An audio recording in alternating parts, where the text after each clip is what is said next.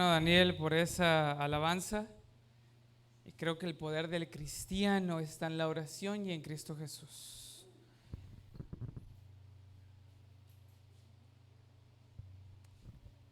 Durante varias semanas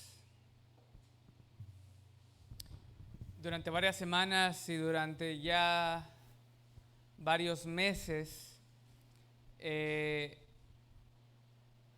hemos recibido a nuestras mentes, a nuestras cabezas, en nuestra vida, y he escuchado de personas dentro de nuestra iglesia un sentimiento de sufrimiento, un sentimiento de angustia, de tristeza, de miedo.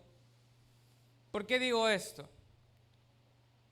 En la palabra de Dios hay un texto que dice, Efesios 6, capítulo 12, porque nuestra lucha no es en contra de seres humanos, sino contra poderes, contra autoridades, contra potestades que dominan este mundo de tinieblas, contra fuerzas espirituales malignas en las regiones celestiales. Con este pensamiento, antes de iniciar, inclinemos el rostro para orar. Señor, te agradecemos porque en todo momento tú estás con nosotros. Te rogamos, Señor, que nos ayudes a vencer. Y así, Señor, como escuchamos esta alabanza, que el poder de nuestra vida sea Cristo Jesús. Bendíganos, Señor, y déjenos escuchar su palabra. Te lo pedimos en el nombre santo de Jesús. Amén. Durante la semana pasada escuchamos la triste noticia en una escuela de Uvalde, en Texas. Un joven joven de 18 años, decidió terminar con la vida de 19 niños y 2 maestros. Eso fue una conmoción tan grande, fue una dolencia no solamente para la escuela, sino que cautivó, dolió, sintió en el corazón a muchos padres de familia en todo el mundo. Escuché de un amigo que él se fue a Colombia y hasta en Colombia estaban pasando las noticias de esta cuestión que estaba pasando en Uvalde, Texas. Y mientras veíamos, ¿verdad?, el noticiero, veía los detalles, la carita de los niños, ¿verdad? Hubo alguien que recordó, ¿y de Ucrania qué pasó? Ya no se habla de Ucrania, ya nos olvidamos de Ucrania. En Ucrania siguen en guerra, ¿verdad? Ha habido varios tiroteos en otros lugares y pareciera ser que varias semanas, semana tras semana, algo pasa, ¿verdad? Pareciera ser que algo grande pasa. Pero cuando el Señor dijo que habrá guerras y rumores de guerras, probablemente pensamos en nuestra mente que son guerras mundiales, que son guerras en las que país contra país, ¿verdad? Pensamos en aquellas guerras. Pero yo quisiera pensar que el Señor no solamente pensó en esas guerras mundiales o en esas guerras entre países, pero pensó en las guerras que usted y yo pasamos día tras día. Porque la guerra que usted y yo pasamos día tras día no sale en los periódicos, no sale en las noticias. Nadie se entera de la guerra en la cual usted está pasando. El único que se entera, si probablemente usted lo cuenta o lo publica por redes sociales, solamente se enteran sus amigos. Si usted lo cuenta a sus familiares, solamente sus familiares se enteran. Pero la realidad de las cosas es que, ¿verdad que pasamos por guerras y batallas?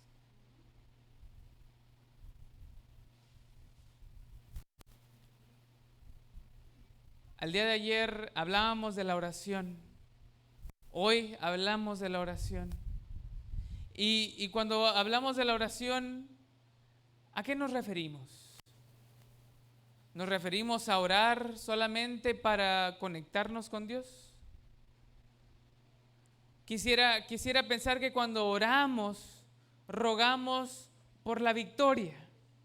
Y el título de esta mañana se titula Clama la victoria. La semana pasada estaba yo en cama con una tos horrible. No sé si era flu o era lo que sea. Traía el azúcar a 580 y tantos. Y yo estaba tirado en cama con el corazón que me quería salir. Y yo dije, hasta aquí llegué. Hasta aquí llegué. Yo dije, Señor, perdóname por todas las faltas que he hecho. Y yo me estaba confesando. Y yo le estaba diciendo, mira, Señor, perdóname por esto. Señor, perdóname por esto. Perdóname por esto y por esto. Y mira, Señor, yo te ruego que solamente me dejes ver a mi hija y a mi esposa cuando tú vengas en tu reino. Y yo empecé a orar y empecé a llorar. Yo dije, pero Señor, yo quiero ver a Valentina cuando ella esté grande, cuando ella se gradúe, cuando ella se case. Yo quiero volver a mi iglesia. Yo quiero ver a mis hermanos. Yo quiero saludarles. Y cuando tú vengas en tu reino, si yo llego a fallecer en este momento, permíteme verlos. Permíteme saludar a la hermana Lucia, a Manuel, al hermano Mario, a la hermana Karina, a mi madre, a la hermana Miriam, a Wichi. Permíteme verlos, Señor. Y el corazón palpitándome fuerte. Y dije, Señor, en tus manos entrego yo mi alma, y si yo me llego a morir ahorita, esto es tuyo. Y algo me dijo en la cabeza, levántate, no es tu tiempo. Así es que me levanté, me fui a bañar con agua fría para despertarme, me tomé la medicina y continué con mi día. Y en la noche, mientras yo estaba leyendo, encontré este versículo que dice, Salmo 144:1 dice, bendito sea el Señor, mi roca, que adiestra mis manos para la guerra y mis dedos para la batalla. Hermanos, en nuestra vida hay batallas y guerras que probablemente no hemos contado. O probablemente en este momento, ahorita mismo, estamos pasando por una dificultad tan grande que sentimos que no vamos a ganar aquella batalla. ¿Sí? Isaías 41:10 decía, así que no temas. Es difícil no tener miedo cuando la tempestad, cuando la prueba es muy grande, ¿verdad? Es muy difícil no tener miedo. Pero el Señor en Isaías 41:10 dice, porque yo estoy contigo. O sea, la misma presencia de Dios te tendría que dar la seguridad y la paz necesaria para que tú te tranquilices. Yo quiero en esta mañana, primeramente, recordarles que el Señor está con nosotros. Y eso, primeramente, nos debería garantizar la paz. Por eso dijo el Señor, tranquilo, no te angusties, yo estoy aquí. Pero pareciera ser, recibí muchas llamadas y recibí mensajes y me preguntaban, pero pastor, ¿dónde estaba Dios? ¿Dónde estaban masacrando a aquellos niños? ¿Dónde está Dios cuando los niños están sufriendo allá afuera? ¿Dónde está Dios cuando probablemente hay tanto problema y tanta dificultad, tanto niño que está siendo maltratado? Mi esposa me preguntaba, amor, ¿dónde está Dios? ¿Dónde está Dios cuando todos estos problemas y dificultades están pasando? ¿Dónde está? Si creemos que Dios es omnipotente, que Dios es omnisapiente, que Dios conoce, que Dios tiene poder, que Dios crea, que Dios sabe, que Dios protege y que su palabra dice que está conmigo, ¿por qué suceden estas cosas? Y probablemente usted se le ha preguntado más de una vez, ¿verdad que sí? Señor, ¿por qué me pasa esto a mí? Mire, yo veo a tantos jóvenes, a tantos pastores llenos de energía, predicando, yendo a otros lugares, a convenciones. Y como pecador que soy, yo digo, Señor, ¿por qué me tienes a mí en cama? ¿Por qué yo estoy enfermo? ¿Por qué yo tengo que pasar por esta diabetes, por esta tiroides? No tengo energía. Mientras veo a otros muchachos predicar el evangelio en estadios, en iglesias más grandes, saliendo afuera a predicar y haciendo obra misionera y llevando flores en Uvalde, Texas, y haciendo rallies y haciendo muchas cosas por el Señor, y tú me tienes aquí tirado. ¿Por qué?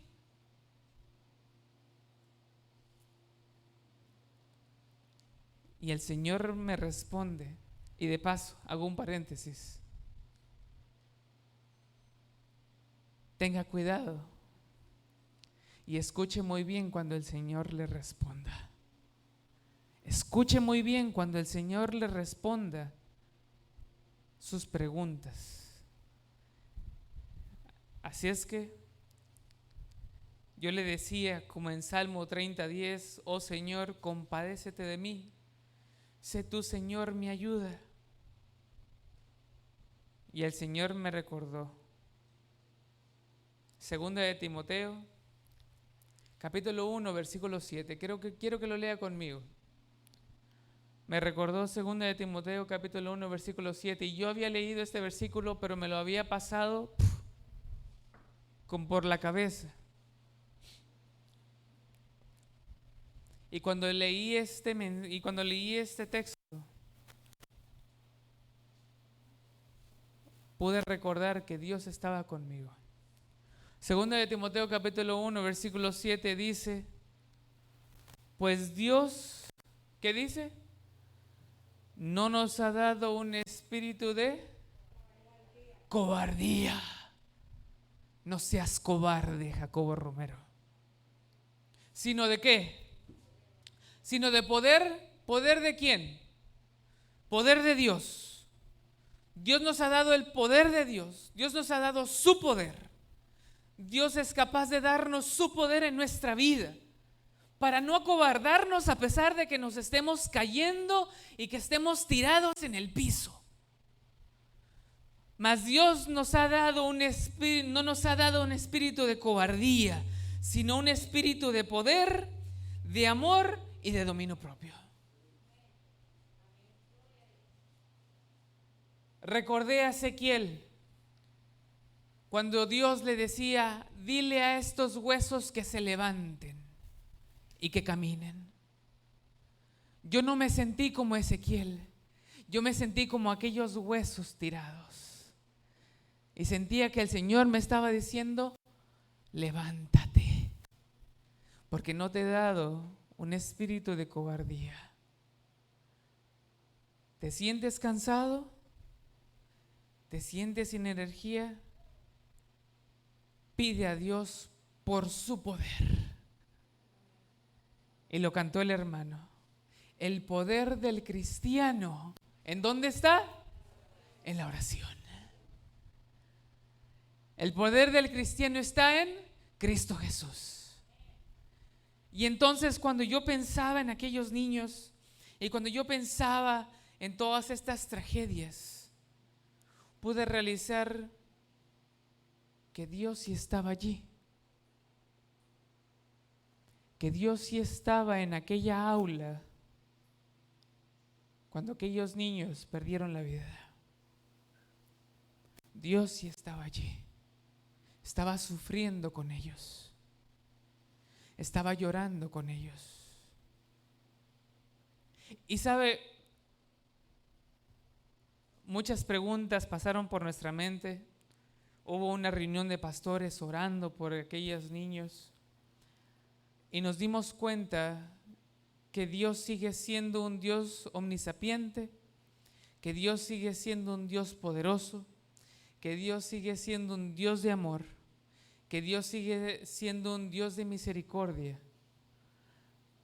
Pero hay un problema. ¿Sabe cuál es este problema? Este problema se llama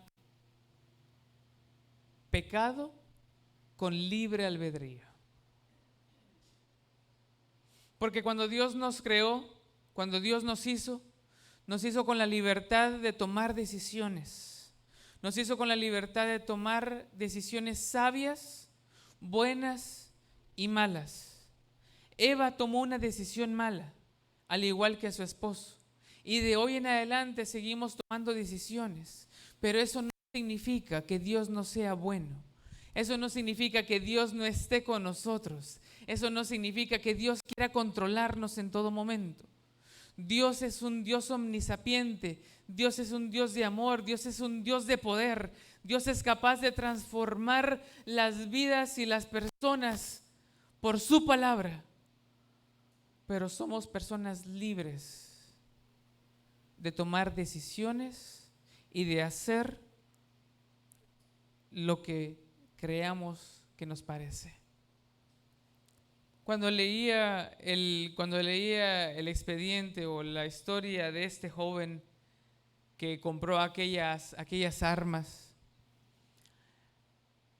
el comentarista o los abuelos, ellos comentan que este joven de 18 años vivía una vida en depresión, vivía una vida en ansiedad, había sido violado por muchos años de niño, había sido maltratado, había sido golpeado y toda su vida había sido una vida de sufrimiento. Hasta que llegó el día en que él dijo: hasta aquí, yo voy a acabar con la vida de unos niños. Él al principio dice el reporte que quería terminar con la vida de su abuela. La abuela sobrevivió, después se fue a la escuela y él murió a causa del tiroteo con los oficiales de policía. Pero el reporte decía que a causa del sufrimiento de una persona, muchas otras murieron. Y entonces, ¿a quién le echamos la culpa? ¿Al joven? ¿A los padres? ¿A los padres de los padres? ¿A los bisabuelos? ¿A quién le echamos la culpa? Porque es fácil decir, ¿no? Es que los papás no lo criaron bien. Es que los abuelos que lo estaban cuidando no lo criaron bien. Pero si él fue maltratado desde niño, ¿a quién le echamos la culpa, hermanos? Efesios, capítulo 6, versículos 12 dice: porque nuestra lucha no es contra seres humanos, sino contra poderes, contra autoridades, contra potestades que dominan este mundo de tinieblas. La lucha es contra Satanás. La lucha es contra el pecado. La lucha y la batalla es contra El enemigo que está constantemente y en todo momento tratando de acechar y eliminar lo que Dios más ama, que son sus hijos. Y no solamente sus hijos, que somos usted y yo, sino los más chiquitos. Porque el Señor dijo: dejen que los niños vengan a mí, porque de ellos es el reino de los cielos. Así es que cuando un hermano me preguntaba: pero pastor, ¿por qué? Yo le dije: hermano, hermana, de ellos es el reino de los cielos. Y llegará el día en que vamos a ver a todos esos niños corriendo y caminando cuando venga Cristo Jesús. Los vamos a ver corriendo, los vamos a ver probablemente crecer. Pero es nuestro trabajo, de nosotros adultos, de usted y yo, prepararnos y preparar a nuestros hijos para su segunda venida. La palabra de Dios dice, Salmo 147, Señor soberano, mi Salvador poderoso, que me protege en el día de la batalla. Quiero leer otro texto. Éxodo 14:14 dice: ustedes quédense quietos, que el Señor presentará batalla por ustedes. Y este último texto, Salmo 94:22, léalo conmigo. Vaya al Salmo 94, versículo 22.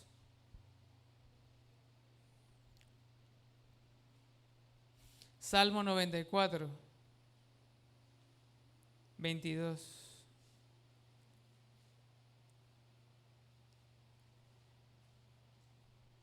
Salmo 94, 22.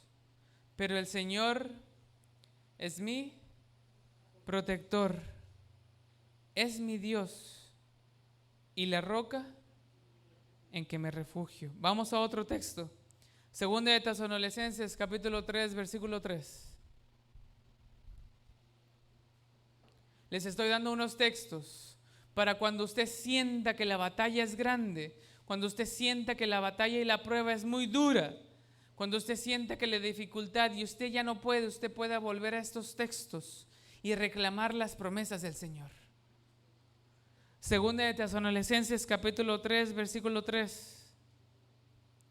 Pero el Señor es fiel y Él los fortalecerá y los protegerá del maligno. Estas son promesas del Señor. El Señor está con ustedes. Una vez un señor me comentó esta historia y es muy personal para mí también. Estábamos en Houston, Texas. Yo era anciano de iglesia, en otra iglesia. Y el hermano comentaba que él estaba leyendo específicamente este versículo de 2 de Tesalonicenses, capítulo 3, versículo 3. Y él decía que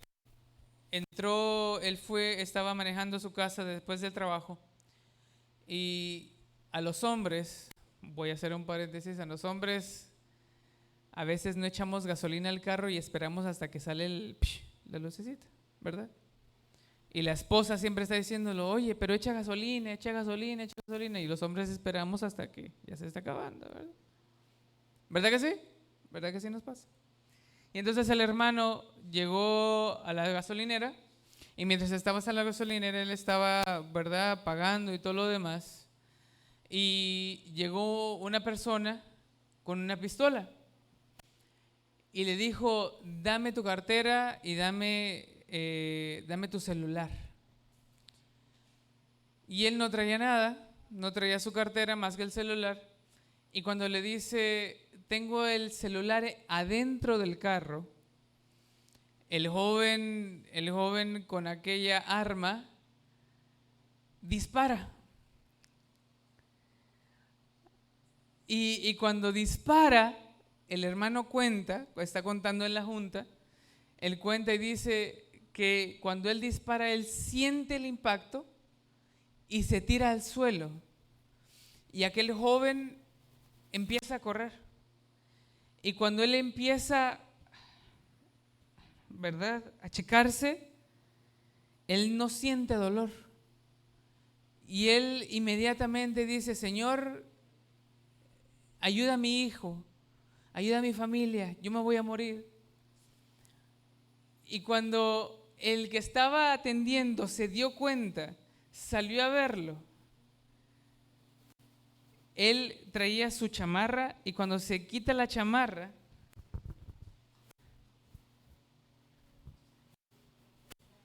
el celular no estaba dentro del carro, estaba aquí. Entonces la bala penetró el celular sin ningún daño. Y el celular le quedó roto porque le hizo todo el agujero. Pero te dice: hermanos, Dios sabe lo que hace. Y es difícil entenderlo. Es difícil entenderlo y meternos en la cabeza que Dios sabe lo que hace. Pero usted en este momento, al igual que yo y al igual que aquel hermano, reclamemos la promesa del Señor: yo estoy contigo, yo te sustentaré, yo te ayudaré con la diestra de mi justicia. El hermano alabó el nombre de Dios, estaba llorando, estaba alegrando y él nos contó que el Señor le había librado del maligno, como dice el versículo de 2 Tesalonicenses. Yo no sé, hermano, por cuál batalla esté pasando. Yo no sé por qué problema esté usted pasando en este momento tan difícil. Pero algo sí sé, que cuando salgamos afuera, va a haber personas quienes están pasando por tantos problemas y tantas dificultades. De paso, ahorita mismo hay una guerra mental, de hecho lo acabo de leer hace unos días, una guerra mental en el mundo. ¿Sabe a qué me refiero con una guerra mental? El mundo ya no está en guerra física, sino que ahora el mundo tiene un problema psicológico.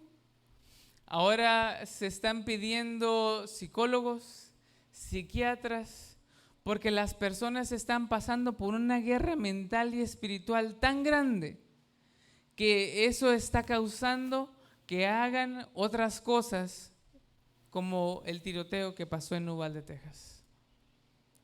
¿Qué quiere decir? Que el enemigo está atacando las mentes y los corazones de las personas. Y hermanos, Cristo viene pronto. Cristo viene pronto. Es la realidad. Cristo va a venir muy pronto.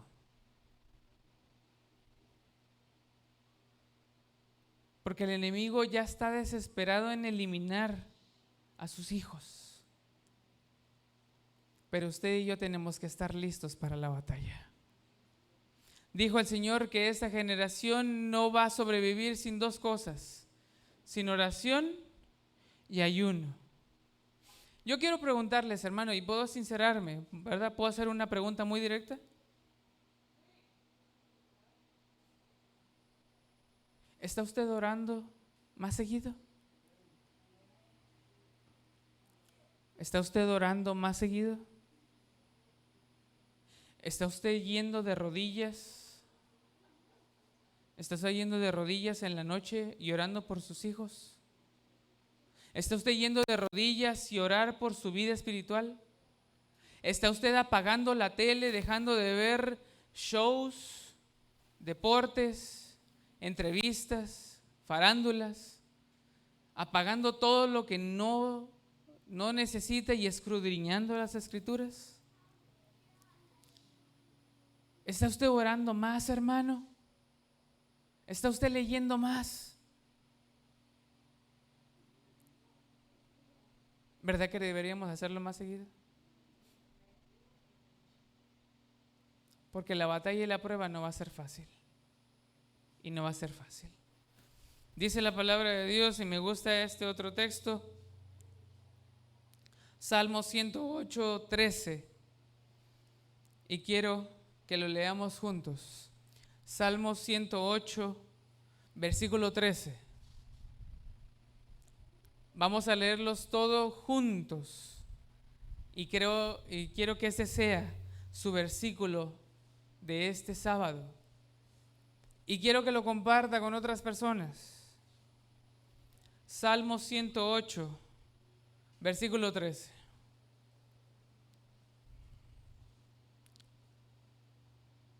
Salmo 108, 13. Cuando lo tenga, diga amén.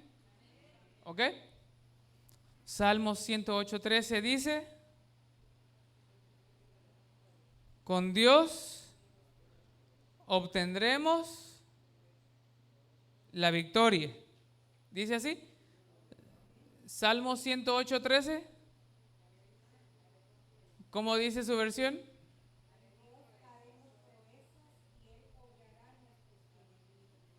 Muy bien. ¿Cómo dice la primera parte, hermana Lucy? En Dios haremos proezas. ¿Sabe qué significa eso? ¿Sabe qué significa? Traducido, dice: con Dios obtendremos la victoria. Con Dios obtenemos la victoria y Él pisoteará a nuestros enemigos. Subraye ese versículo.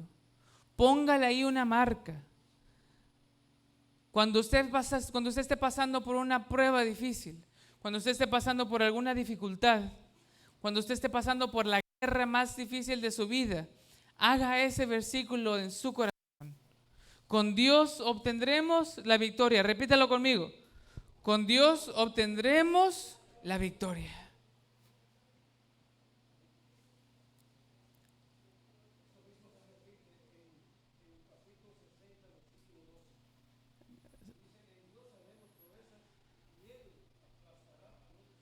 Sesenta 12 también dice lo mismo. Con Dios haremos proezas. Cuando volvimos de Texas y llegamos a casa, mi mamá, y yo creo que probablemente me está viendo, mi mamá me dio una regañada, pero de esas regañadas que yo sentí que no me iba a librar. Y me dijo: hijo mío, ¿hasta cuándo te vas a tratar tú esa diabetes y esa tiroides? ¿Hasta cuándo? Vamos a ir ahorita al doctor y a un lugar para que empieces a tomar medicina ya. Y yo: no, mamá, pero mira, es que yo no creo en esas cosas, ¿verdad? Yo empecé como a renegar con mi mamá para hacerla enojar, hasta que la vi ya angustiada. Y la vi, como quien dice, ya casi llorando, porque ella no me había visto desde noviembre del año pasado. Y cuando me vio flaco me dijo: ¡ah, mijito! ¿Qué te pasó? Así es que me dijo: mira, tienes a Valentina y a Yolanda. Tienes que cuidarte. Tienes que cuidarte ahorita mismo, porque si no te cuidas, cuando Valentina crezca no vas a tener fuerza para nada. Y ella ya está caminando solita, ya anda ahí en la casa, ahí haciendo sus cosas, y uno tiene que andar, ¿verdad? Me dijo: tienes que cuidarte por ella. Así es que fuimos, agarramos la medicina necesaria, tengo algunos días tomándomela. Gracias a Dios puedo decir que me encuentro con más energía que antes. Ahorita yo estuviera sentado, son las 12, yo estuviera sentado casi tirándome. Pero gracias a Dios tengo más energía. Pero me dijo una cosa: esto es de todos los días. Y hermanos, la oración es de todos los días. ¿Puedo darles un consejo? ¿Sí? Si yo no me tomo la medicina un día, ¿me voy a lograr? ¿Quiénes tomamos medicina aquí? ¿Tomamos medicina? Aquellos que tomamos medicina sabemos que si no nos tomamos medicina un día, ¿qué va a pasar? Es lo mismo con la palabra de Dios y la oración. No podemos esperar a decir, oh, voy a ir el sábado a la iglesia para alimentarme de Dios. Voy el sábado para alimentarme de la palabra, para poder vencer las batallas. Voy el sábado para poder alimentarme. No, hermanos, no es así. Tenemos que alimentarnos de la palabra de Dios todos los días. Y voy a hacer este dicho. Si las familias, escúcheme bien, si las familias hiciéramos esto, de orar, de estudiar juntos todos los días en nuestra casa, créeme que cuando venga usted aquí a la casa de Dios, eso va a ser mucho mejor. Se los aseguro. Quiero retarlos. ¿Los puedo retar? Quiero retarlos en esta semana, empezando el día de hoy. Antes de que usted se vaya a dormir, junte a su familia, a su esposa, a su esposo, hijas, o si usted está solo, vaya y ore. Hínquese de rodillas, ore con su familia y hágalo toda esta semana. Y el próximo sábado usted va a ver la diferencia. ¿Está bien? ¿Aceptan el reto? ¿Aceptan el reto?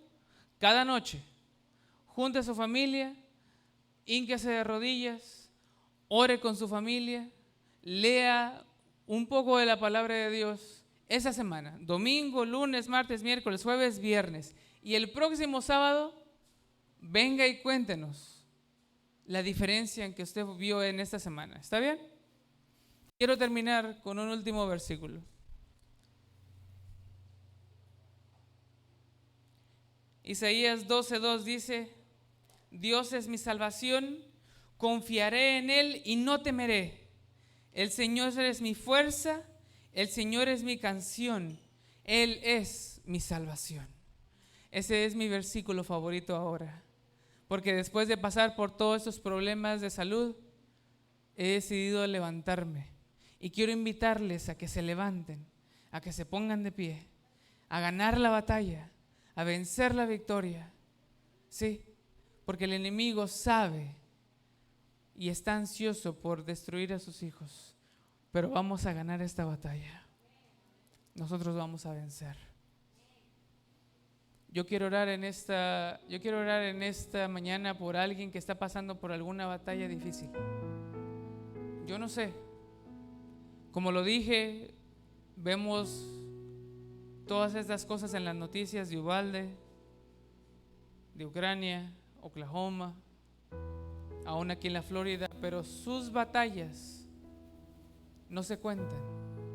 Sus batallas no salen en las redes sociales. Sus batallas no salen en los periódicos, pero Dios conoce nuestras batallas. Y hoy quisiera orar por alguien que quiere proclamar la victoria en el nombre de Cristo Jesús. Yo quisiera orar por alguien que quiere decirle, Señor, yo quiero ganar la victoria. Porque como dice la canción, el poder del cristiano está solamente en ti. Si eres tú una de esas personas, yo quiero que pases aquí enfrente. Que quieras decirle, Señor, permíteme ganar la batalla de la vida que tengo en este momento.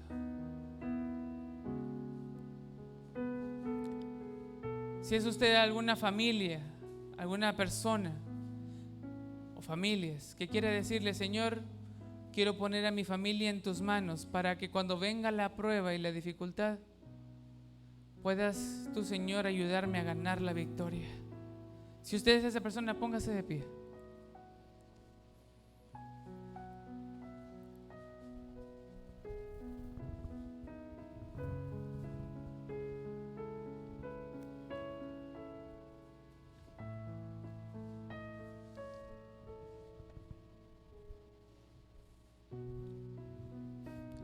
Vamos a orar.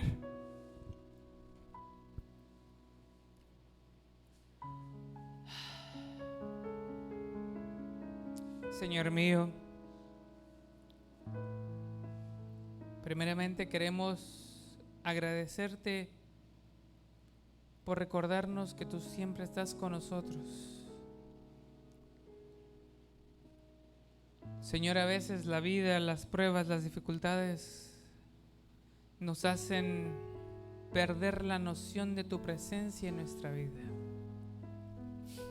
Nos hacen olvidarnos que tú estás allí.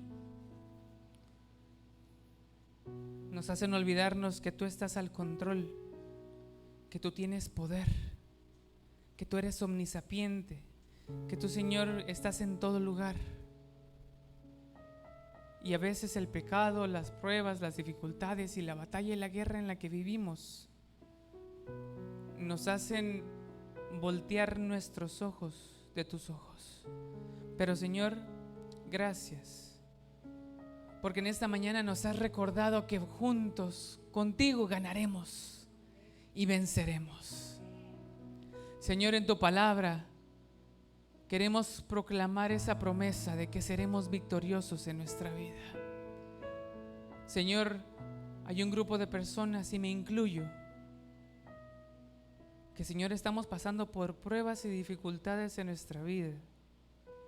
Y, Señor, queremos rogar para que tú, Señor, puedas ayudarnos, puedas sostenernos, puedas levantarnos con la diestra de tu justicia. Señor, hay personas aquí que probablemente están pasando por alguna dificultad física o por alguna dificultad espiritual, probablemente algún problema en su familia, con su esposa, con su esposo, con sus hijos. Señor, quisiera rogarte que tú, Señor, puedas tocarles, puedas recordarles que tú estás allí y que tú, Señor, vas a proveer la victoria en sus vidas. Señor, al igual que leímos, tú, Señor, nos ayudarás a vencer al enemigo que está acechando en nuestra vida espiritual también. Aleja al enemigo de nuestra vida y permítanos ser victoriosos en el nombre de Jesús. Señor, gracias por tu palabra, gracias por tu amor, gracias por tu perdón. Señor, rogamos por aquellas familias en Uvalde que probablemente aún no se recuperan de esta situación.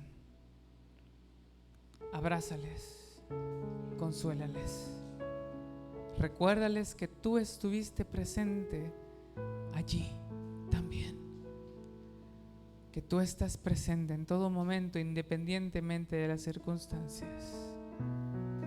Gracias, Señor. Rogamos que tú nos ayudes y nos bendigas en este sábado. Aquellos que nos ven por redes sociales también, que puedan sentir tu presencia y puedas darles igualmente la victoria. Gracias, Señor. Quédate con nosotros en este sábado. Gracias, Señor. Te lo rogamos en el nombre santo y glorioso y aquel que tiene el poder en todo, Cristo Jesús. Amén. Gracias, hermanos. Que Dios les bendiga, les guarde.